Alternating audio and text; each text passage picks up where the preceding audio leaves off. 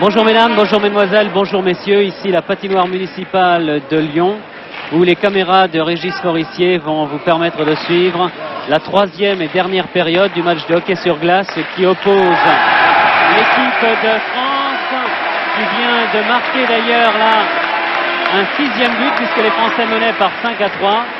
Les Français viennent de marquer un 6e but, ils mènent donc 6-3 contre les Canadiens, des militaires canadiens stationnés en Allemagne à la base de l'Aar, près de Baden-Baden.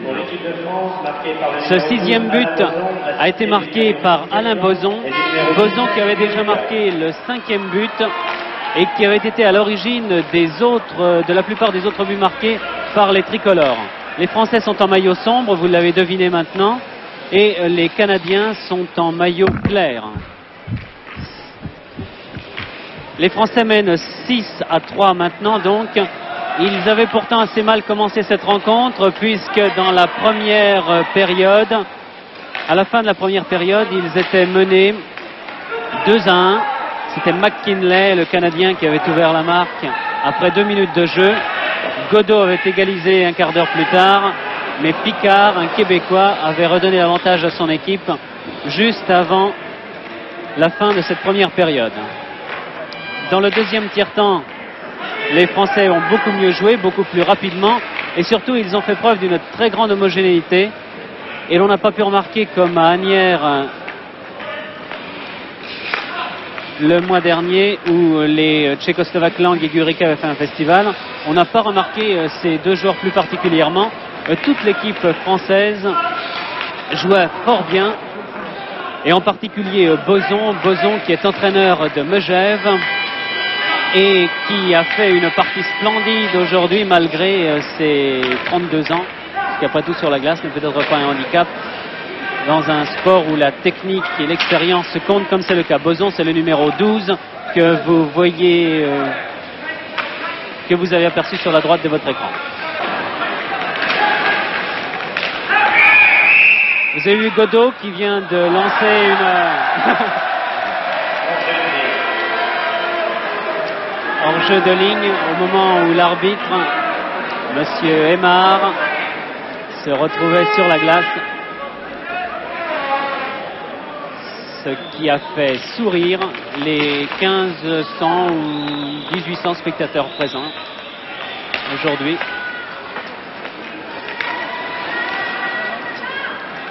Dans cette patinoire municipale de Lyon, où l'on devait assister à l'origine à un match France-Bulgarie, mais les Bulgares au dernier moment n'ont pas pu se déplacer. C'est la raison pour laquelle la Fédération française des sports de glace et son directeur technique, le colonel Courbe Michelet en particulier, ont fait appel à cette base canadienne, à ces joueurs de cette base canadienne d'Allemagne.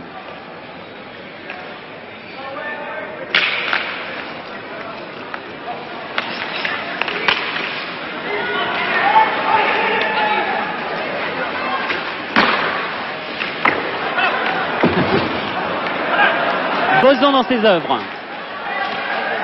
avec Guénon à ses côtés, et Gurika qui termine l'action, ça a failli réussir.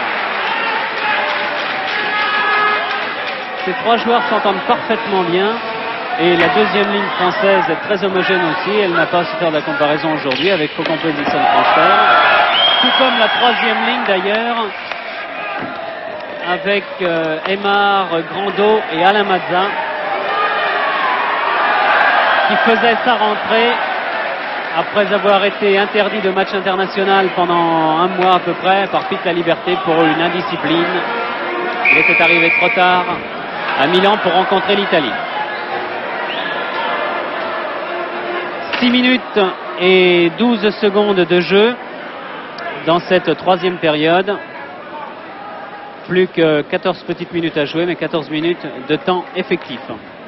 Et je vais profiter de cet arrêt de jeu pour demander à monsieur Lafitte, qui est le directeur de cette patinoire de Lyon et qui est l'organisateur des championnats du monde de patinage artistique qui vont se dérouler à Lyon au mois de mars, de nous dire où en est l'organisation de ces championnats.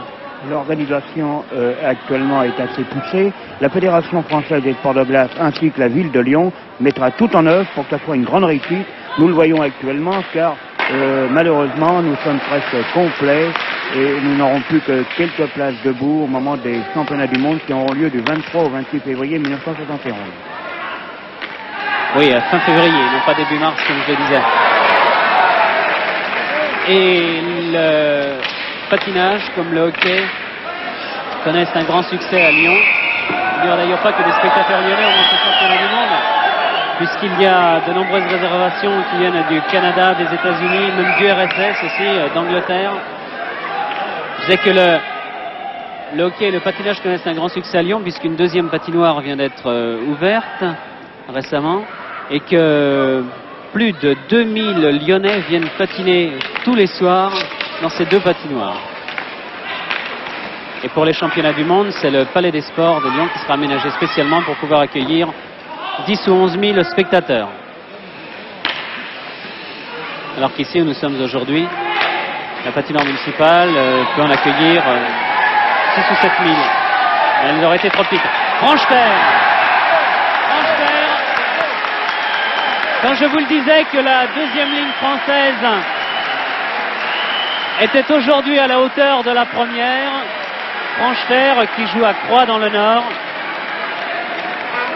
Vous voyez au ralenti maintenant, Régis Forissier vous remonte au ralenti comme il a réussi à prendre à contre-pied l'excellent gardien canadien Matthews.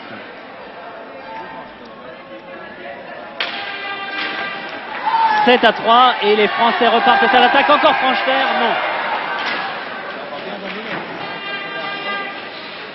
Lang, le 19.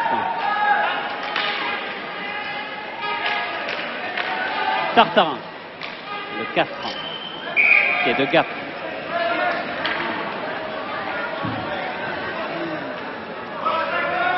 Dégagement interdit.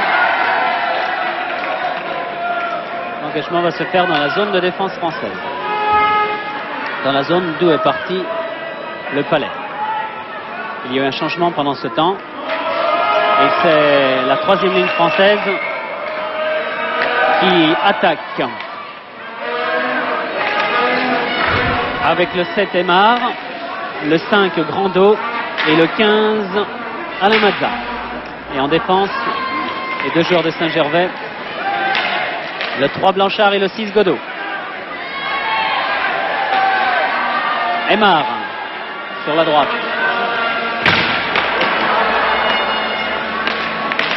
Mais les Canadiens se regroupent toujours très bien en défense et c'est la preuve, la marque actuelle de 7-3 est la preuve que les Français jouent très bien cette attaque. Car je répète, la défense canadienne est dure à surprendre. Mais surtout, gardez-vous bien de juger le hockey canadien à travers cette rencontre. Il y a sans doute des dizaines, peut-être même des centaines d'équipes supérieures à celle-ci au Canada. Michel Pinard, chargé des relations de presse, chargé des relations extérieures à la Fédération du sport de glace, vous connaissez bien le hockey canadien. Mais de toute façon, même au hockey amateur, on peut dire que c'est un reflet de Canadiens, parce que de toute façon, ils sont basés en Allemagne à l'heure actuelle, mais que même en amateur, ils n'ont pas quand même la classe des Canadiens, et quand on voit le côté professionnel, alors là, c'est une compétition pour nous. On est tout à fait dans les nuages. C'est même surprenant, c'est un spectacle extraordinaire et viril, malgré la virilité de ce sport, qui est encore plus viril au Canada qu'ici. C'est vrai, mais la prestation des Français est excellente ce soir. J'avoue que c'est une merveilleuse surprise. On voit l'équipe française évoluer de jour en jour et j'avoue que c'est assez flatteur. Et nous pensons quand même au championnat du monde pulsé qui vont bientôt se passer en Hollande. Et dans le fond, des espoirs de progression nous sont permis dans la promotion de cette pulsée. Oui, les championnats du monde se disputent en 3 poules. Les meilleures équipes passent. Attention, un tir de Mazza. Les meilleures équipes sont dans le groupe A. Les suivantes dans le groupe B. Les Français n'étaient jusqu'à présent que dans le groupe C. Et on a bien failli avoir un autre but français.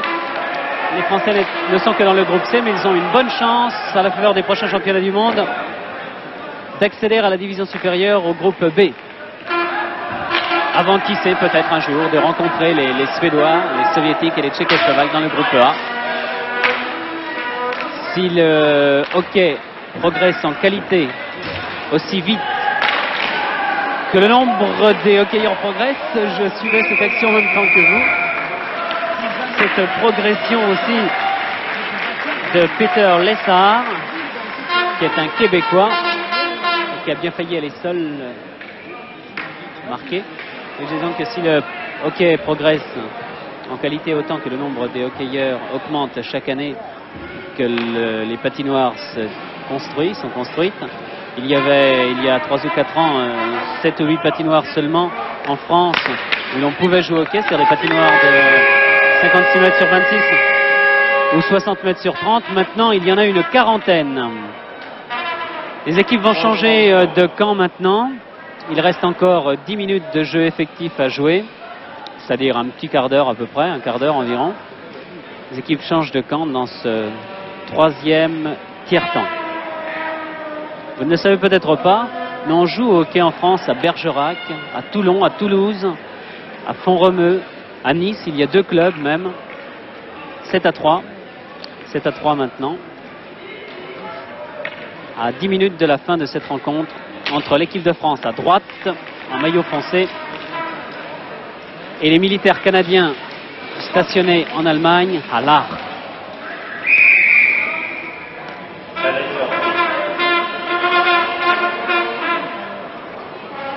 Le palais est sorti, l'arbitre va le récupérer. Les 2 arbitres sont messieurs Pianfetti de Chamonix et Aymar de Grenoble.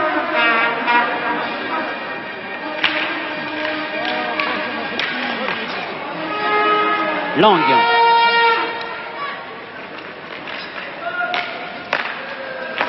Boson, qui a été vraiment remarquable, on ne le dira jamais assez. Boson aujourd'hui a fait une partie extraordinaire.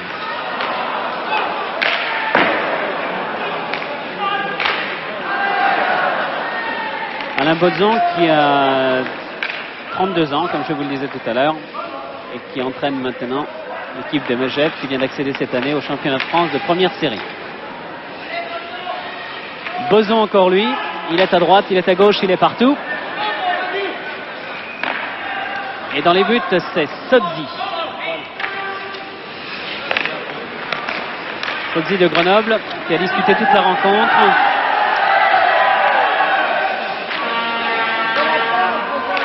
Ah, Boson a marqué encore, oui! Oh là là! Je ne croyais pas, je croyais que le palais était bloqué dans les jambes du gardien de but. Mais non. Sur une passe de Gurica, après vous voyez comment, sur ce ralenti, qui est vraiment très utile au hockey sur glace, dans un reportage de hockey sur glace, il est absolument nécessaire de voir l'équipe de France, marquée par le numéro 12, Alain Boson, l'action. numéro 19, Paul. Encore un but pour Boson, et bien décidément ça marche pas mal pour lui, puisqu'il en a marqué 3 aujourd'hui. Godot en a marqué 2, Francheterre 1 et Tartarin le 8e.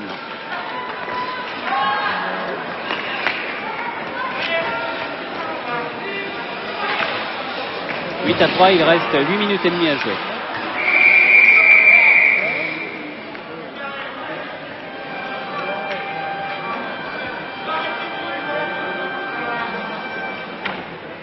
C'est une faute de Boson.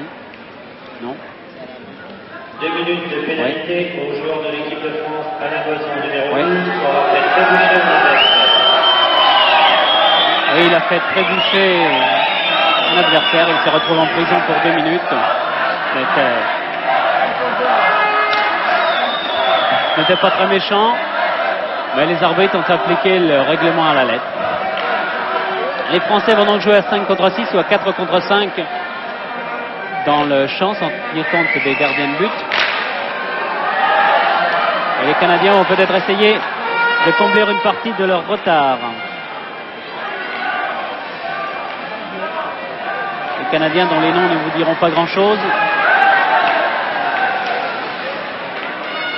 Il y a en ce moment sur la glace Hogan, le 8.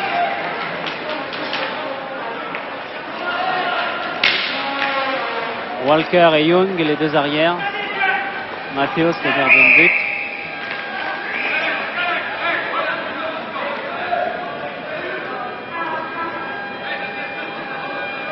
Hogan avec Van Tassel et McKinley. qui a marqué le premier but, compose la ligne d'attaque. Il y avait un dégagement interdit, on engage dans la zone de défense française. Monsieur Pianfetti, l'arbitre, jette le palais. Bel arrêt, très bel arrêt de Jean-Claude Sozzi, le Grenoblois, qui est un excellent gardien de but. Oui, Deschamps n'est pas son remplaçant aujourd'hui, ou plutôt ne figure pas sur la liste des joueurs français aujourd'hui. Il a été blessé lors de la tournée de son club Chamonix en Hollande. Et c'est Le Gloaec, le Parisien Le Gloaec du métro, qui est le gardien de but remplaçant aujourd'hui.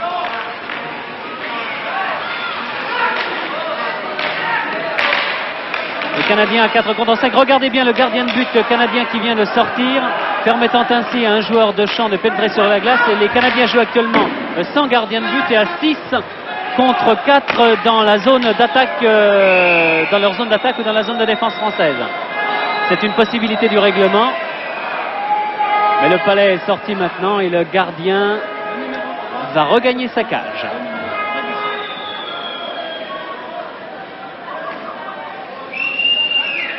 Deux minutes de prison au joueur numéro 3 de l'équipe de France, Blanchard, pour avoir fait séduction de l'adversaire. Vous avez entendu 2 minutes à Blanchard, 2 minutes à Boson. Le banc des prisonniers français ne va bientôt plus être assez grand. Si Boson va bientôt en avoir terminé avec sa pénalité, heureusement. À 3 contre 5.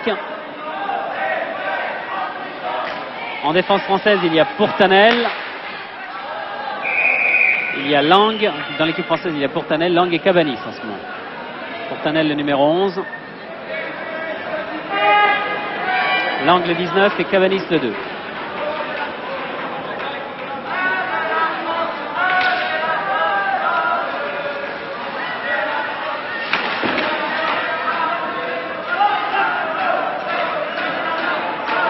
Malgré leur avantage numérique, les Canadiens ne réussissent pas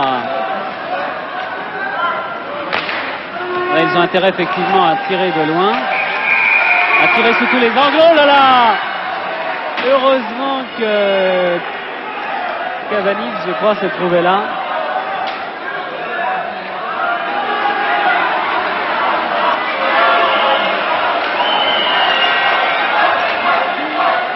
Et vous avez vu que le joueur canadien qui a fait un geste déplacé à l'encontre de l'arbitre risque une pénalité de méconduite maintenant. 10 minutes de prison au joueur numéro 12 du Canada pour méconduite. Oui, ce n'est pas véritablement de la prison, c'est de la méconduite, c'est-à-dire qu'il peut être remplacé par un autre joueur, comme l'explique actuellement le speaker aux spectateurs. Mais le joueur puni, qui s'appelle Nanskivel,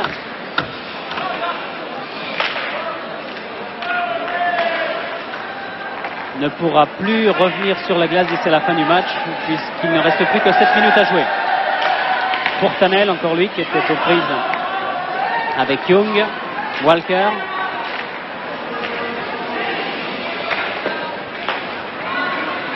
Vantassel, Pourtanel, Vantassel.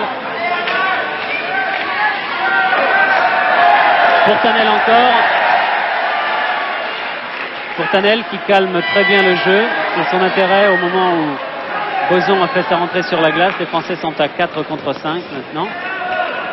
Il n'y a plus qu'un joueur en prison du côté français.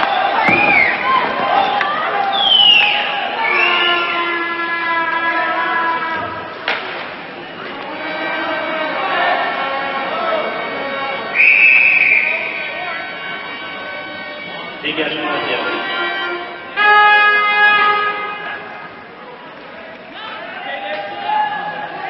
Il ne reste plus que Blanchard sur le banc des prisonniers français. Il va y avoir un changement de joueur maintenant sur ce dégagement interdit. Plus que 6 minutes et 3 secondes à jouer. Et toujours 8 à 3 pour l'équipe de France. Il est dommage que nous ne voyions que le troisième tiers-temps, car souvent dans un match de hockey, c'est le deuxième qui est le plus intéressant, et ce fut encore le cas aujourd'hui.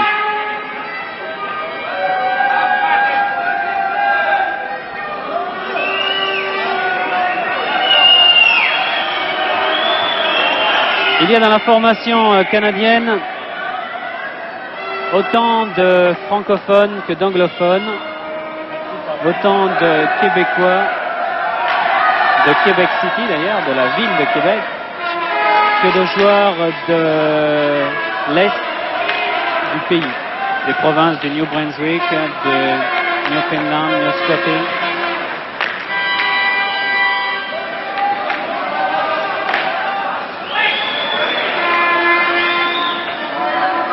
C'est pas un jeu très clair peut-être en ce moment, ça cafouille un petit peu. Et c'est Faux Compré qui repart. Dixon, capitaine de l'équipe de France et capitaine de l'Athletic Club de Boulogne-Billancourt. L'une des coqueluches du public de la patinoire fédérale de Boulogne. Je ne saurais trop vous conseiller d'aller quand la CBB ou l'US Métro se produisent. Dimanche dernier en particulier, quand l'US Métro a battu la CBB par 7 à 6, nous avons pu vivre des minutes de sport d'une rare intensité. Dixon encore. Faut qu'on prête à sa gauche et à sa droite. Il y a un changement de joueur. C'était Blanchard qui sort de prison et c'est Francheterre qui entre sur la gauche. Sur un hors-jeu, on va engager au point rouge, situé près de la ligne bleue, juste avant la zone d'attaque française, zone de défense canadienne. Et les Français sont à 5 contre 5 maintenant sur la gauche. Lang.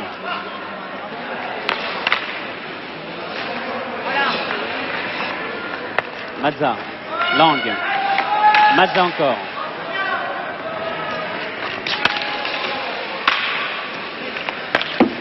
Il est aux prises avec Anna, le capitaine de la formation canadienne. Cabanis.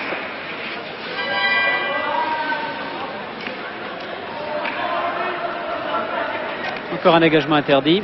Plus que 5 petites minutes à jouer.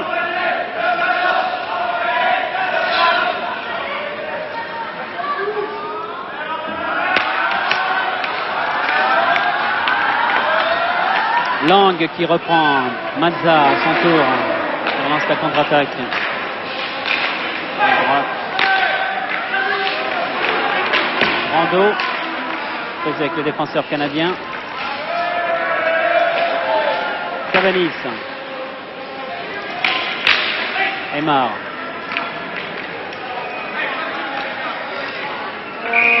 Dégagement interdit encore.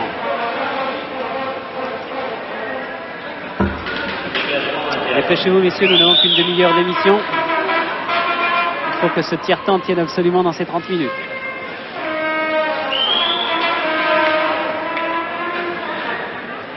C'est Aymar, qui ne se prénomme pas Lucien, mais Jean-Claude, et qui joue à Villard-de-Lans, qui avec le numéro 7 fait l'engagement pour la France.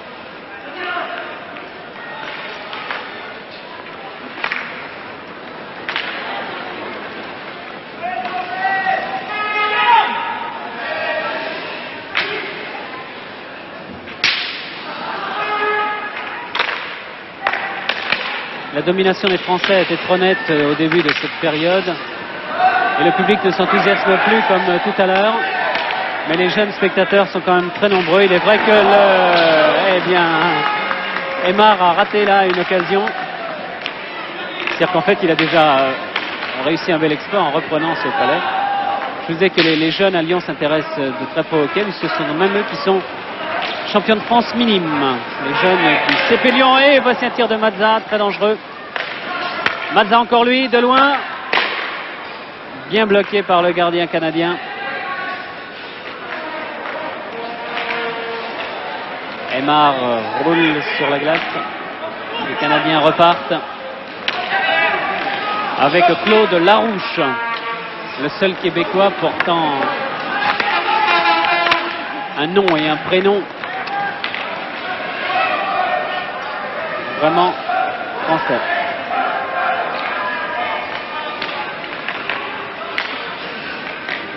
Les autres Québécois sont Mathios, le gardien de but.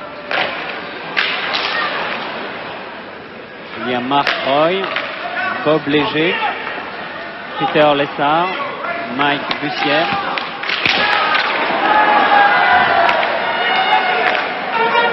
Denis Bowen, Gagan Picard et Claude Larouche.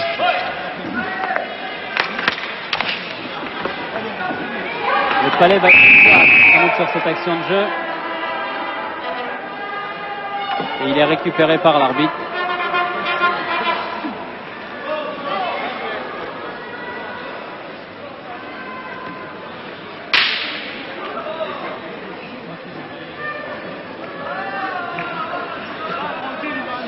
Les Canadiens sont assez fatigués. Ils vont freiner le cours du jeu maintenant.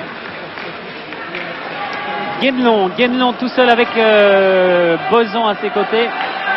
Tout seul au début de l'action et Boson qui revient se placer très bien devant le but. L'arbitre des joueurs, 2 minutes à jouer. Plus que 2 petites minutes de jeu. La défense française reprend bien.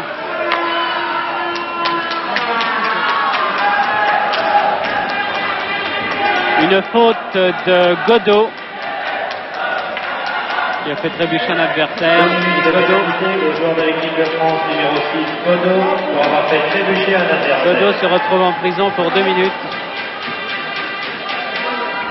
Alors qu'il ne reste plus qu'1 minute 47 de jeu. Et que la marque est toujours de 8-3 en faveur de l'équipe de France. 2-1 pour les Canadiens dans le premier tiers-temps, 4-1 pour les Français dans le deuxième.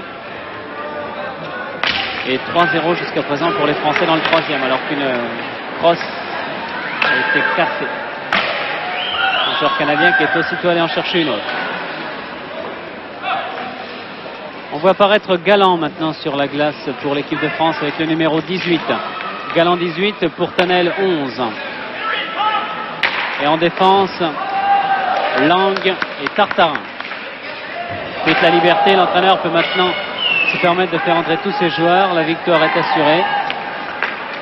Et il peut s'estimer satisfait car la prestation des joueurs français était bien supérieure à ce qu'elle fut à Asnières le mois dernier contre les Danois. Il est vrai que les Danois cherchaient surtout à ne pas perdre, alors qu'aujourd'hui les Canadiens jouent le jeu. 56 secondes à jouer, l'un des derniers dégagements interdits, l'une des dernières phases de jeu.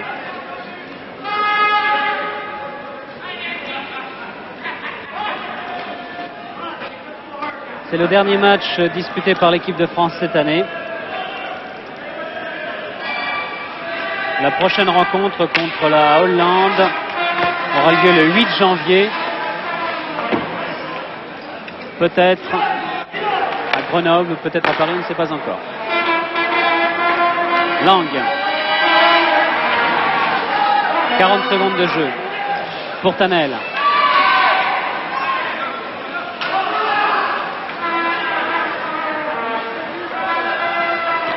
Pourtanel, Lang. 27 secondes de jeu. Lang de loin, non. Il s'infiltre dans la défense. Oui, regardez un petit peu cette action. Regardez ce joueur, s'il est merveilleux.